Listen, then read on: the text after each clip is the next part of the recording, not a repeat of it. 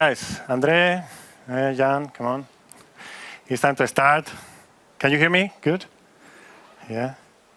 Hello, everyone. Hello, everyone, and good afternoon. Welcome to this session, EIC Matchmaking of Corporates and Innovative SMEs and Startups.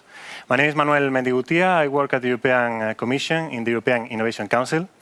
And for me, it's a pleasure to be here and to moderate this session because, as maybe some of you know, I'm dealing with this topic here in the European Innovation Council. So for me, it's really a pleasure to have here such a good speakers that I will introduce you later.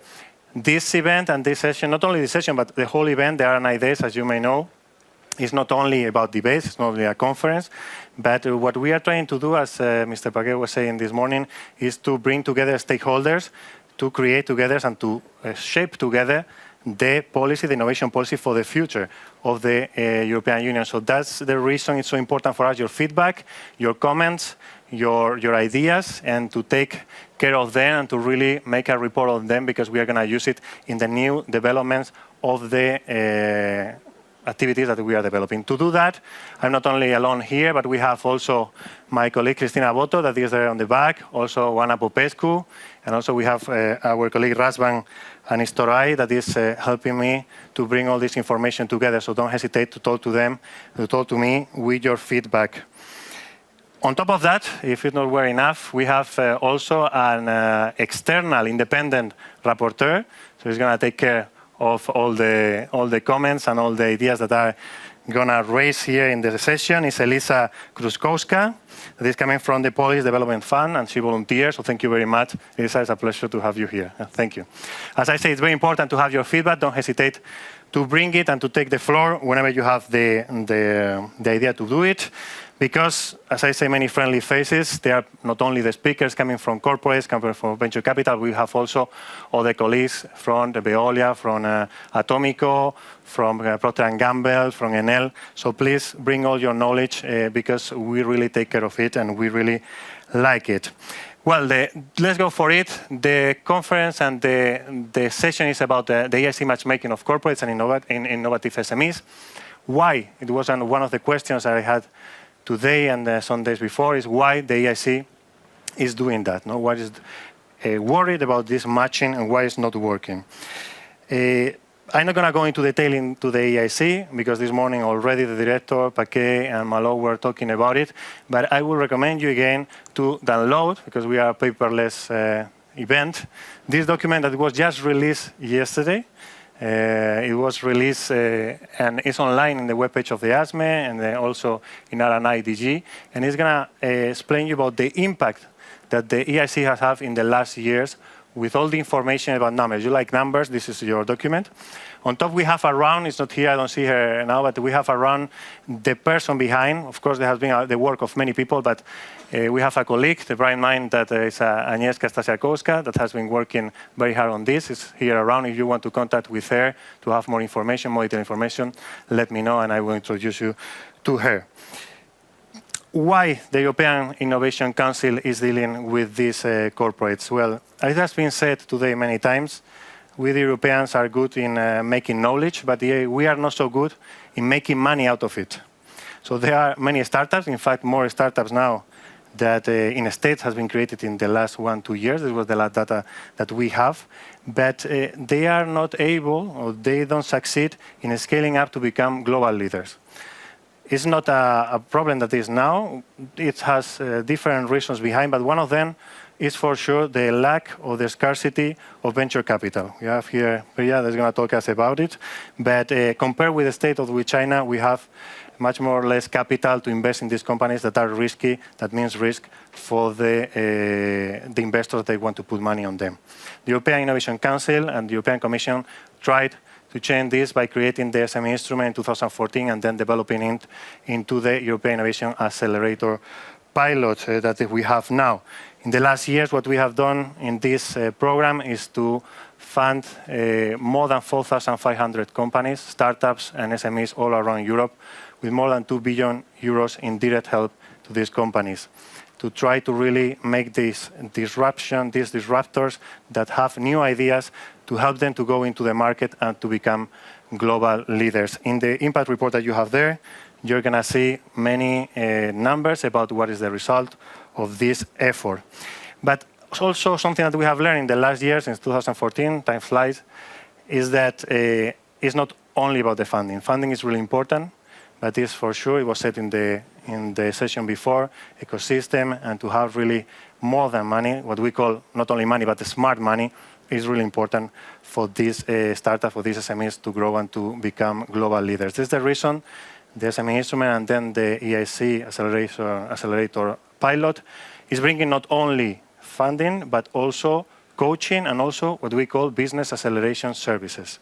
This includes, in the business acceleration service, the contact and matchmaking with investors, with procurers, with the stock exchange. We had here just Stockholm Stock Exchange, and Nasdaq Stock Exchange that we have been working with, and also the creation of a community of startups all around Europe that have as a common point of interest the ambition to grow global and the passing of this very tough selection procedure to become a EIC company, EIC startup. Well, on top of that, and all of this EIC community, what we have is the collaboration with corporates. Just to give you an idea, in this report, you're going to find that from the 3 billion euros that, Agnieszka is here, Agnieszka Stasiakowska. I was talking just about your report. It's a report of the whole unit, but she's the brilliant mind behind this report, so please address Agnieszka if you have any question. I was saying that 800 million of these 3 billion euros that the EIC companies have received in the last 5 years for private investment, 800 million came from corporates. And the numbers are growing. Since the first year was 13% of the investment was coming from corporates, now it's 26%. There is an increase, there is a tendency, a trend into the corporates understanding that this for them, not just a matter of growing, not just a matter of living, but a matter of survival to really bring the startups in. We have 2 days ago, I'm sorry, I'm looking at you because you are coming from the UK, the case of Thomas Cook 2 days ago. And it's really an issue, an important point for all the corporates to take into consideration startups that are bringing this knowledge and this disruptive into them. What we're going to see now, as we are talking about the corporate, how is going to the EIC do the corporate, is about the main way to do it is through an initiative, an acceleration service that is called Corporate Days. And to do that, I'm not here and I want to talk about my own business, but we have, for example, André Covens. We organized with him one of the events here in Brussels. It's called the EIC Deep Tech Corporate Days with Procter & Gamble and partners. And it was just last April with good results. And I would like, André, as they say, it is a collaborative event to have. I'm going to throw it to you. Let's try it. And please take the floor and tell us about this event and how did you arrive to collaborate with the EIC? Yeah, for us, so this doesn't work very well, but so for us it's really a great eye-opener to access and to work at equal foot between the startups in Europe, which are typically not that accessible as the ones in North America, and two, to do that with other corporates. And so it's something we'll love to do more, to scale more, and of course the results are there for us as a corporate, but also in the booklet. So that's basically in a nutshell, and I think the rest of the video will speak of itself. Okay. You see many of the corporates who did with us, not only P&G, but Nicolas here from AB InBev and others. So it's really across many corporates where we want to drive this more in Europe. So a photo speaks for 1,000 words. We have the video of this event in 1 minute. You're going to see what we are organizing with the main corporates that we are cooperating with. You have the video there? Thank you, Andrea.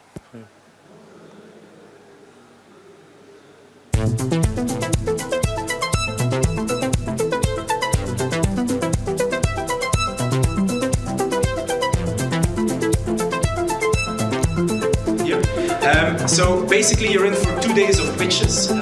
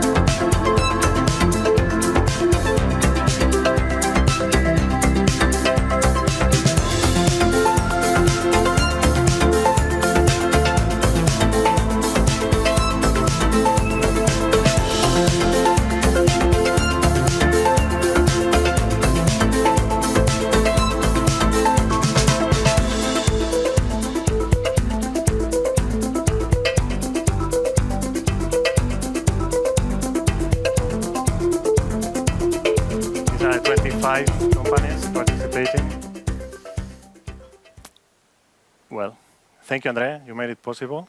And we are very happy to collaborate with you and with other corporates. So as you can see, we have this portfolio of more than 4,500 companies. We invested 2.2 billion euros on them. We have this business acceleration service that make the EIC a unique opportunity for collaboration between startups and corporates to really bring the full potential of innovation in Europe. I totally believe in this sentence. It's not mine, unfortunately. 2 years ago, it was the member of the advisory board, Jean Hagemann-Snabe, who was already highlighting this point. And following his advice, following his remarks and recommendations, we started working with plenty of corporates and bringing the attention into the portfolio of the EIC. If your logo is among these companies, that you did good, I say in Veolia. So congratulations for you. If you are not there still, please contact with me because we will be happy to have business with the main and the most important corporates in Europe. And as I said, this is just starting. Corporate venturing is really a trend that is growing, not only here, all around the world, but especially in Europe. And to talk about it and to learn more about what's corporate venturing, which models, what is so important for corporates to go into the innovation and use these tools to really bring innovation in and compete in an ever-changing and fast-changing market. We have 4 speakers here, 4 high-level speakers. I'm very happy to introduce you to Catalina Balseiro. So applause for her, Chief Innovation Officer. Thank you for coming, Catalina. There you have your voice. And we have also Javier González from Acciona. Thank you for coming. Don't be shy, round of applause. We have Priya Guha, all the way from UK. Thank you, Priya, to be here. And last but not least, we have Mark Redshaw for Ebonic. Thank you, 4 of you, for coming. So we have, as you can see, a well-structured debate here because we have 2 colleagues that are coming from innovation units in their corporates, working open innovation. We have also from the venture capital side. It is always important to have the venture capital partner in these collaborations. And then we have from inside the corporate, when they create their own fund, we have Mark, that is coming from the corporate venture capital of Ebonic, the German giant. So let's start with no more delay with Catalina. Catalina, thank you again for coming. You're responsible for innovation in Suez, Spain. And I just mentioned that there are different models. We are talking about accelerators, incubators, corporate clients, venture clients, etc., etc. What are you doing in Suez? What is for you important to collaborate with the startups? Could you give us an example of what you are doing? Yes, we have different forms of ways of collaboration with the startups. Depends of the culture of the startup, the maturity level of the startup, and also the business opportunity that we have with them. To begin with, normally we usually start doing a test, a pilot. We provide the startups assets and data in order to have a first pilot with them. This is a win-win situation because we have this opportunity to know better the team. We have the opportunity to know better the technology, and also the startup gain a reference with the company. This is a kind of collaboration. I always say that we want to keep things simple, so we don't ask for IP rights, we don't ask for shares, we only ask for a fair right of negotiation with these startups. If we continue with the collaboration, we have different ways of like commercial agreement, like we also have a venture capital to invest in them. So if the relation get mature in the future, we have different ways of collaborate. But we want to start the faster, so we start in a simple way. Okay, Catalina, this is very important because usually the startup complain that it's very complicated to address the corporate and it takes a long time. And to make things easier, I'm sure that it's going to help many startups to approach Suez. No? We have also close to you Javier, coming from Acciona, and talking about models. You have to receive a prize, Open Innovation Innovative Approach Award. So you have an awarded approach to startups, the collaboration, based on the program that you have. This called I'm Innovation. So could you tell us about that?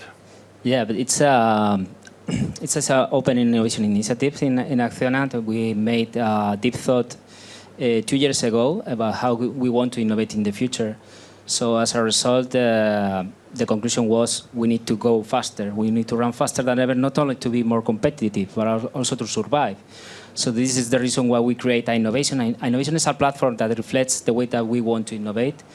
We want to take advantage of new technologies, disruptive technologies of startups and partners, but also trying to leverage the knowledge and the know-how of R&D centers and innovation teams that we have. As a result, we have launched in 2 years 21 pilot projects with 18 startups. That is huge. But the most important KPI for us is not just the number of pilot projects. It's also the number of agreements between the startup and the business unit. This is the most important KPI. So today, we are running other calls for startups with more than 20 challenges, with global challenges in the industries that we are operating, renewable energy, construction, water, services, mobility, smart cities. But also very interesting to let you know that we have local challenges, and we are trying to make open innovation with a traditional industry like mining industry in Chile. We are opening the company to startups that we could apply the technology in a real environment, a mining site, with the expertise of Acciona. So I will be more than happy to share with you the results the next year. Thank you about that. Now, this is very challenging, and I want to remind you, Javier, that as you can see here, your logo is not on the list. I take the moment to put a little bit of pressure on him, and we would like to collaborate with you. And now, in front of all the public, you can say that we're gonna work on that. Yeah. Okay. So we can do something together. No problem about that. So thank you very much. Now we will talk about this very challenging collaboration with the mining industry, with supposed to be all industries, and how they have to look into the novelties, into the breakthrough innovations to really stay ahead of the market. We have close to you, and when we get very lucky, I'm very, very happy to welcome Priya Guha, that is coming all the way, as is, from UK. I was saying that the CVs, the VCs, and the VC capital, the risk capital, is really scarce in Europe compared with the States or with China. But we are right now in October, in a month that is going to mark maybe a milestone, not the European Union. And most of the VCs in Europe, right now they are in London, where you are based. It's really kind of an issue for Europe. How do you see the participation of VCs in the corporate venturing? And also, with your experience at 5 years, you were a counselor in the States, British counselor in San Francisco. How do you see the comparison of our models with the models in the States? It's a long question. Take your time. Which one of those do I answer first? It's one of the most interesting for the audience, so please take your time. So let's start first with a comment on the state of VC across the world. So I think we have colleagues from Atomico here in the room, and the Atomico State of European Tech Report, which is now an annual report that gets released to coincide with Slush, so will be updated shortly. The report from last year looks at the proportion of VC across the biggest global economies. And if you look at the US stats, it's about 130 billion. If you look at China, it's about 92 billion. If you look at Europe as a whole, it's about 23 billion. So as you rightly point out, Manuel, it is a much smaller figure. That said, it is a figure that is growing, and that is, in the last 5 years, that figure has quadrupled. In the last couple of years, that figure has doubled in Europe. So we are seeing a steady increase in VC in Europe. Linking that across to the theme of corporate innovation, I think, as part of the growth of innovation finance, which is something that will broadly cover what a VC might be looking to do in Europe, what you're actually looking to do through some of the work that is coming out through the Horizon Europe initiative. we need to have an ability for European startups to scale at pace and therefore be good targets for investment, and investment, whether that comes from Europe. You rightly acknowledge that large amounts of European capital are based in London, but I am very confident that those VCs will retain their ambition to be investing heavily across Europe, because it is a very strong market and is also a market that has about 500 million people. So if you're looking to do anything that needs a large-scale market absorption, it is a sort of no-brainer to be trying to do that here in Europe. So I'm confident that will continue. I also think it's important for European companies to be open to investment from across the world. So whether that's investors coming from China, whether that's investors coming from Silicon Valley, where I spent 5 years, I think that is part of the growth journey and actually can bring great lessons and opportunities for European entrepreneurs to scale their businesses overseas, but maintain the core teams and the core IP and talent right here in Europe. Yeah, that's a win-win for everybody. About the difference of the models with the States? So, I mean, I think we have, it actually is a neat segue over to you, Mark. In Europe, we have less VC in terms of, the global VC market is pretty much cornered by, the few square miles around Sand Hill Road in Silicon Valley. But actually, we have more corporate VC. And I think that's a really interesting opportunity, because it means that corporates here are ahead of the game in recognizing that one of the core strategies for innovation is not just these fantastic partnerships that we've heard talked about in the context of Suez or in Acciona, but actually about how they can directly invest in the most innovative companies coming out of the European ecosystem. Acciona, you want to say something? If somebody mentions you, you can come back, eh? No, we don't it was have... an attack, eh? It was an attack, total we attack. are thinking about the possibility to build an investment branch, but it's hard to tackle. We need to go step by step. So, but it's the next step, of course. Okay, great. Well, perfect link. Thank you, Priya. Perfect link with Mark Rezo. You are director of investment in the CVC of one of the biggest chemical companies in the world, Evonik. Don't be, Big, there are others, though. Big. So you have been working, you have a big experience with that. I would like to know, what do you feel from the CVC world? What is the role of the CVC world in this corporate venturing, and how do you see this golden age that we are talking about of the corporate venturing? You see it just as a fad, or it's going to be here to stay? And also, what are your main challenge dealing with SMEs, with small companies? Because you have a fund, you were talking about 150 millions before, that you have now as a new money coming from this fund. Big money. So how do you deal with these small companies, and what is the main challenge you have?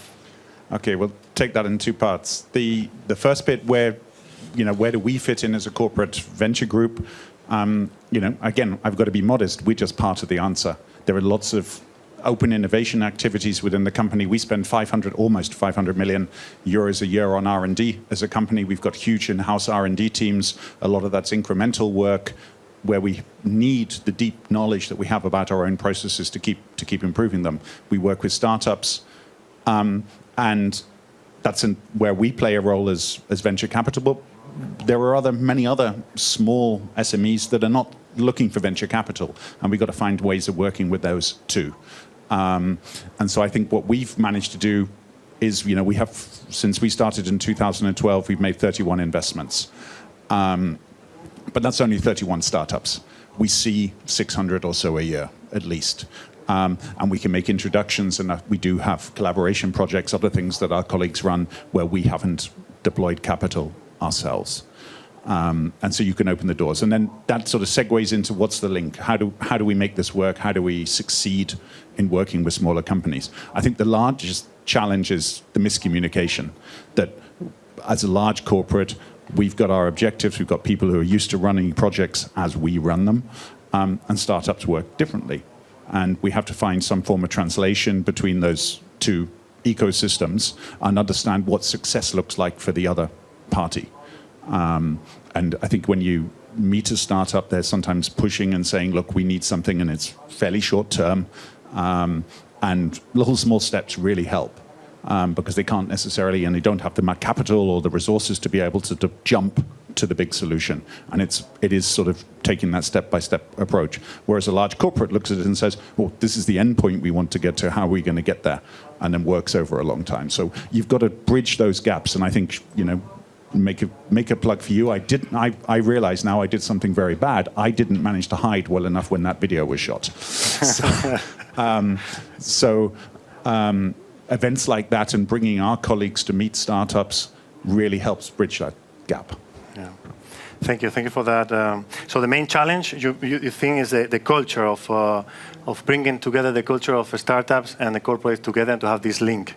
Could be for you the main challenge. It's not a culture problem. I'd be reluctant to say we have a culture problem at my company, and startups don't have a culture problem. They're just different cultures. Yeah, different cultures. And we just need to balance those cultures. Yeah. Priya, you wanted to add? Yeah, I mean, I think it's culture. It's also very practical things, and this is where some of the larger businesses can actually take some very concrete steps to help make those relationships easier. Things like payment terms. The standard payment terms in a corporate kill a startup because they just don't have the runway to be waiting and seeing.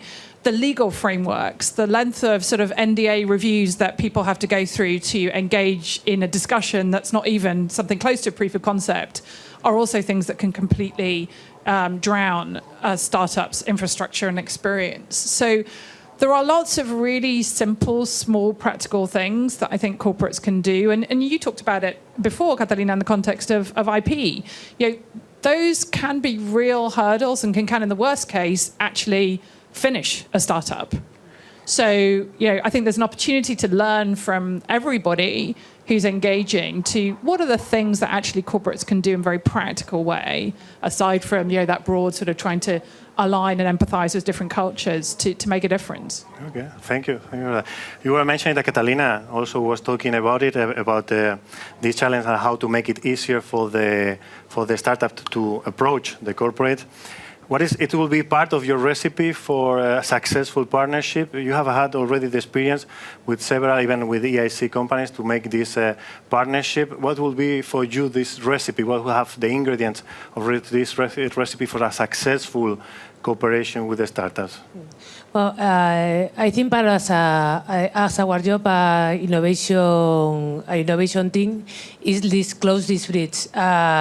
We work a lot during the last years with the legal department, with the financial department, with the business units in order to change the way to measure like the startups, because the startups are seen as a provider, and they measure them in the same way that you measure a big firm, and the indicators are different, and you need to ask them different things. So I think these practical things are very important to carry out successful agreements. Another thing is that you need to balance the equilibrium between foster and look for new business opportunities, but also remain close to the business, because at the end, if you want to scale up this technology, you need to be close to the business and scale up with this within your business, no? So you need to be between these two worlds, the startup and also the business units, in order to have the same KPIs in these two worlds and to measure the results of these pilots and this agreement with the same KPIs, and these KPIs has to be okay for both business, for both sides. I think this is really important. Is a important function of our unit. Thank you for that. Well, you were talking, that have both sides agree, and to have this agreement to understand each other, and I think it has to do a lot with the model that Acciona is developing, that is called Cocreation model, in the collaboration with startups. Could you tell us about it, Javier, and also the difference with other models that are around? What is the difference that you find in this model? Well, yes, talking about the ingredients, the first one is business challenge. We need to identify internally the needs and the opportunity to collaborate with the startups. Of course, we need to build the framework in order to facilitate the collaboration with the startups. I mean, fast track for purchasing, early payments, these kind of things that it's in charge of the corporate department, okay? And the next one is the co-creation. For us, it's important to foster the collaboration between business units and startups. It's just teaming up, putting in the same team a startup and members of the startup and members of the business in order to collaborate together in a agile methodology. And one of the examples is that in the demo day that we have, there is no startup and people from Acciona. It's the same team presenting the results.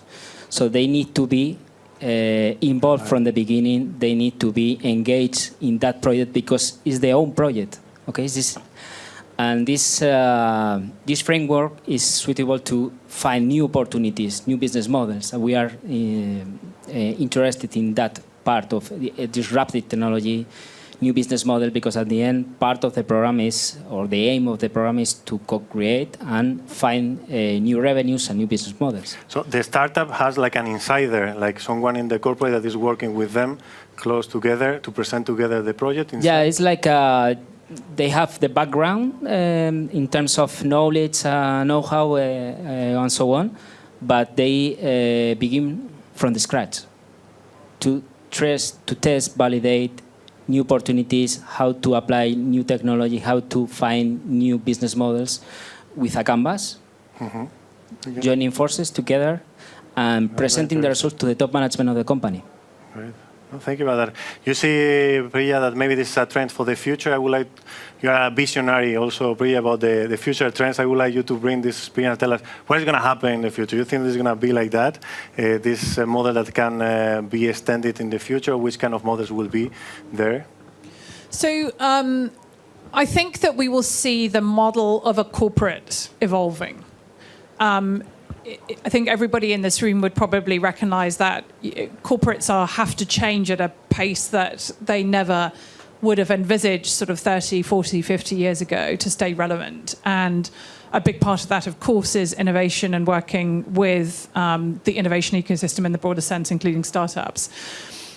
I think we will see corporates evolving from a very large centralized structure into which all new ideas and innovation has to be embedded into a smaller sort of core, the DNA of the business.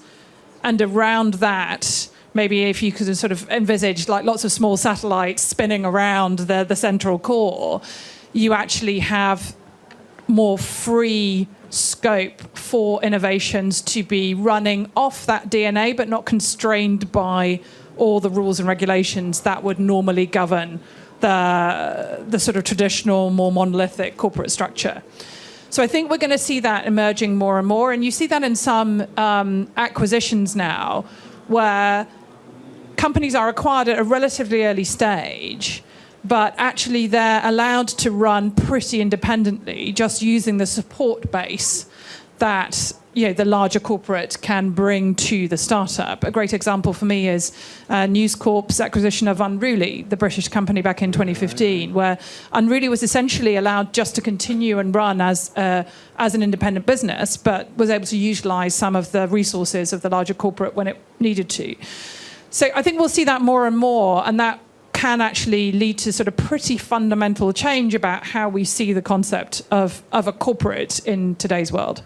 So leave the startup alone, some way. So leave them grow using the service that the corporate can provide, but without management, without doing the micromanagement of these startups or these SMEs that otherwise could kill. Will be the love to death. Exactly. I mean, don't chain the startup up. You brought the startup in because they've got either a combination of a great team or a great idea. So let those ideas or teams thrive and give them the tools they need to be successful. Okay, thank you, Priya. Is that what you are doing, Mark? Trying. That's not easy, It's not. No, it's definitely not easy. I mean, I always use this the most blatant example of that, with a startup that every startup that we invest into as a VC, even though it's a minority thing, we ask them to put in a compliance policy. It's a must. You won't get money from us unless you're prepared to put in a compliance policy, ensuring that you're not doing all the naughty things you shouldn't be doing, including modern slavery. And I don't know many startups that set out to try and do modern slavery, but we have to ensure that, because as a corporate, we've made a promise that we're going to do that. So we do bring a backpack of particularly that compliance thing that we ask a startup to do. I've never met a startup who says it's unreasonable, but it is, to some degree, bringing large corporate stuff and putting it onto a small organization. But I fully agree, we've got to keep the uniqueness of a startup there that's unique. And if we apply too many corporate things there, it's not going to work. Each of the large corporates, I think, I certainly speaks for myself, maybe for some of the others here as well, we operate large assets. And some of those large assets we operate are, put it bluntly, nasty large assets. We've got big chemical plants. And you don't want to mess around in those. There, it is very much procedures, rules, safety, ESHQ, all of those things we do to make sure our staff, the environment, and people around these plants are safe. And there, it's much more difficult to innovate, because we've just got to make sure that we do the basics right and start. So a little bit sort of the model satellites around, yes, but where you've got a very large asset base, you've got to be a little careful. Thank you for this insight. Now I have a question for all of you. I mean, we are reaching the end of this part, and also I would like the public to intervene. But for example, with Suez and with Ebony, we have been organizing EIC Corporate Days. You have been knowing from inside all the procedure. Priya knows very well our program. Javier is starting to know it, and probably very soon he's going to know it better. So I would He'll be signing up before he leaves. Don't worry about it. So my point here is, as I said at the beginning, we are really looking forward to have your advice, to have your ideas, your feedback. Katarina, from your point of view, you just published some weeks ago the success we have with these 3 companies that you signed an agreement, or the 2 that you are working with out of the corporate that we organized together, not only the event, but the whole procedure of scouting, of looking for the challenge, etc. How do you think we can do it better? What would you highlight from this collaboration? Any advice from your side? For me, the success of this event was the high value of the scouting. We have a rate of success for our scouting around at 10%. It is calculating based on the return to pilot. And for this event, the return of success was 20%. As you say, we have signed a collaboration agreement with a company that has air quality technology, that is Cunat. One of these companies has become a service provider for us in our technology bots, and we are carrying out free pilots with different companies that participate in the event. So here we have the opportunity to have this event one day with these companies that are very selected and focused on our challenge.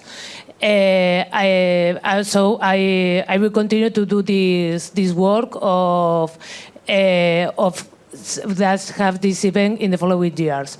One thing that can be done is to have, as Procter & Gamble say, they make this collaboration with other corporates. I think that is interesting to have other corporates involved in these events, because the startup has the opportunity to know more people and to detect more opportunities, and also to cross these opportunities with the European funding in order to leverage young opportunities of corporate venture that at Suez we have one at corporate level with the European Union funding to give smart money to these startups. Thank you very much. Javier? Let us know what is your view about the role of the European Commission bringing together or bridging this gap between corporates and startups? No, I think it's every summit, every network that could bring opportunities to startups to know different corporates is important. And also,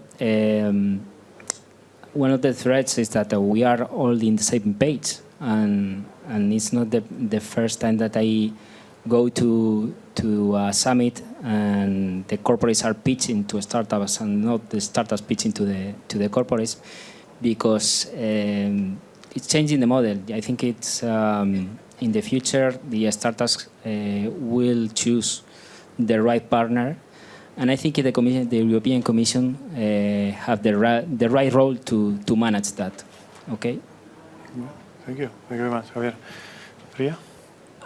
So it's probably a slightly heretical comment to make in this particular circle, but I'll go there anyway. And I think my comment would be there is a lot of very superficial points of engagement between corporates and startups. So I think if the European Commission and our colleagues joining me here on the panel can make a difference, it's about putting quite high bar for that engagement. So the corporate, we've talked about already, needs to have a particular culture and framework to be able to engage with those startups in an effective and productive way. They have to have an ability to cope with failure, for example, and not all corporates come to failure naturally. I think the other side of that coin is also true. The startups, we can't really talk about startups. I think, in the European context here, we're talking about scale-ups. Startups, very early stage startups, it is very hard to find an early stage startup that is ready and able to deal effectively with a large corporate customer. So actually having a bar for a startup or a scale-up to engage is equally as important. So, I think if the European Commission can get that right in how it looks at the programs under Horizon Europe, it's absolutely vital, because a lot of the focus so far has been around the funding and the lack of funding, whether from a VC or CVC or government support for innovation finance across Europe. But funding is just one part of a very bigger picture, and corporate customers are crucial to supporting the innovation ecosystem. So given that we have such a fantastic range of corporates headquartered in Europe, and we have that desire to scale the innovation ecosystem from the startup perspective, if we get it right, it could be really transformational, I think. Thank you very much. Mark, your point? Yeah, I think you see from a corporate perspective that we're part of the solution that you've provided as being able to find startups, and we as Evonik were certainly amazed that there were startups, or they weren't. It's not just startups. Maybe that's my perspective as the VC guy, because it's SMEs, and SMEs are not. Again, there's the Venn diagram's not a circle. So SMEs identifying new opportunities. That's really, really, really great. Our job as a corporate, and for those who are in the innovation thing, I often describe it as we're the matchmakers. If something really good is going to happen, it's because the startup wants it to happen, and somebody who's got an operative responsibility in my organization wants it to happen. All we can do is bring them together. Do they fall in love? That's up to them. I can't make them. Yeah, can't put a gun to the head and say you've got to work to each other. Because even if I do, it will fail. So that's got to want to happen. You need this insider, no? You need this insider. Yeah, you've got to have two parties who want to do something together, and then it works. Yeah. And then it's easy. It's just finding the people. Thank you, Mark. I just wanted to add a postscript, if I may. This is where I get slightly evangelical, so bear with me. But I think the other really important role that the EIC team can play in all its programs is also ensuring that diversity and inclusion run through what you do. I do think there's an obligation, particularly where public funds are being used, to ensure that the benefit of those funds goes to the whole of society, and also that the best ideas come through wherever they're from. So having some sort of focus and prism of thinking about how we have a space where all underrepresented groups can be part of that conversation is, I think, really vital. Okay. Well, this is a big debate about the excellence and the focus, no? About we are just investing in the most innovative with external experts, and we don't care if they are coming from there or the other thing, or if we manage. But this a debate for another session. We are debating But they're about not less excellent, very important, trust me. Very important. They're not point. less excellent. Very important. You know that, and I want to share with you that 60% of our jury members are women in this case, and we are very proud of that, of maintaining this. And we always try to bring into the activities that we organize all the aspects. But happy and really thank you for your feedback, and we take really note of that. We have time also for the public, for the audience, to bring their experience. We have here from Veolia, Jan, that will also organize with us an event, other colleagues that are also participating in corporates. They're from the EIT, we have Manuel Irún. Pleasure to have you here around. The EIT is doing also a great job in promoting innovation in Europe, and from Enel, Fabio. So please don't hesitate, raise your hand. Which one you want? Take the floor. Fabio, I know you wanted to take the floor, so don't be shy now. Let's go for it. Yeah, okay, try to use it. If it's not, try this one. This. Too much, too innovative. No, I think I'm exactly, it's too innovative for me. More than taking the floor or saying something, I've already given my hints in the session before. But like, I have a question. Like, what would be your suggestion to the European Commission? So, take this way. I think that one of the problems that we have in Europe is that a lot of big corporations are not yet ready to work with startups. And I don't make it just a point of procurement or all this kind of stuff. I think it is because in some corporations they're not ready to understand what real innovation is. And he's a corporation, so don't take offense. He's talking about himself. No, but I'm not talking about... You know from inside. So exactly. that's very good. So what real innovation is and what the value of innovation. So how would you suggest the European Commission to support these huge, big corporates to make sure that they do real innovation and they don't just do like some marketing programs around working with startups and that kind of stuff? I mean, from my perspective, it would touch on some of the things I said earlier. So I think there has to be quite a high bar for a corporate to be able to be part of the programs that the Commission's going to be driving. I mean, I think the flip side of that is that the Commission has to be prepared for not all European corporates to succeed. I know that probably also sounds slightly heretical, but the reality is not all businesses will be able to innovate, and the ones, in my view, that don't innovate will fail, and that will be part of the economic journey. Hopefully, by then we'll have new companies that are coming through and bringing the economic growth we need, but I think it's both sides of that equation. Thank you. Yeah.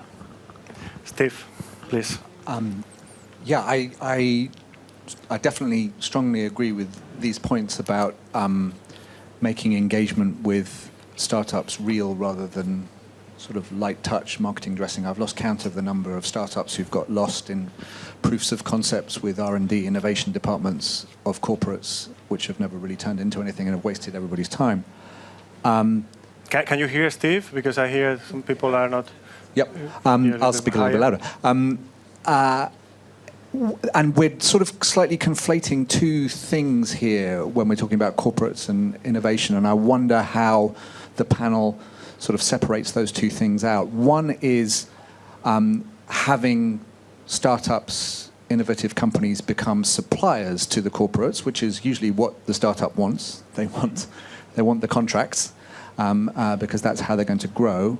And the other one is bringing in innovation into the corporate, learning how to innovate in some sense from the startup. And those are two very different things which are sometimes conflated, and that conflation is sometimes dangerous. So I'm interested in asking the panel, how do you keep those things separate? Well, in our case, during the pilot project, as I said before, it's a team with members of the startup and the business, experts of business. They are figuring out how could be the pilot project beyond the program. I mean that they need to make a presentation to the top management of the company. One of the outcomes of this pilot project could be, okay, it could be interesting to be supplier of Acciona, or let's continue the pilot project because at the end 3 months, 4 months is short time.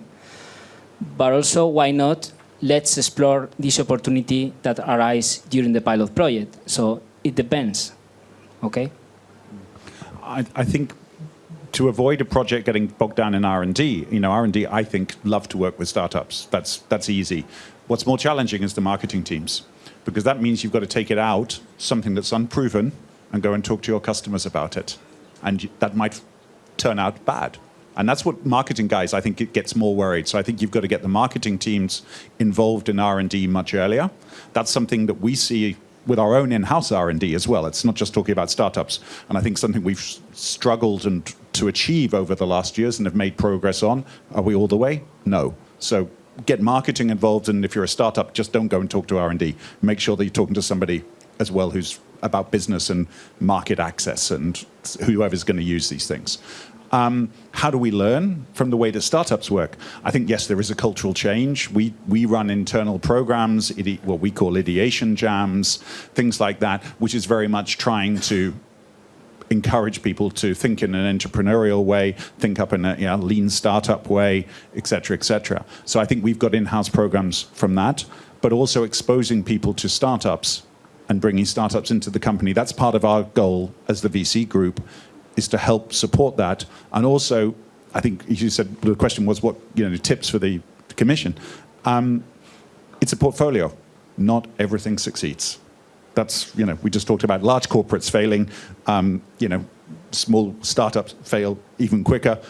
Our own in-house R&D work, we're brutal. Yeah, I think sometimes startups and the young companies we bring in underestimate and think any R&D projects we've got just carry on forever. No, our filter and our cutoff is tough. Yeah. Thank you for bringing that version for risk and for failure. It's really an important point. So we have to fail and we have to feel better. No, this will be the Ideally, we fail fast and cheap, but we've all worked for companies that have spent a lot of money and taken a lot of time before we fail. Yeah. Katarina, you wanted to? Yes, I want to add something. I think that it's also important that a clear communication between the startup and the corporate, because sometimes, for example, we run hackathons, we run jam sessions, idea generations, but should be clear like the results that you want to achieve to these kind of things, because if maybe you have the same expectations from the startups, of the entrepreneurs that you cannot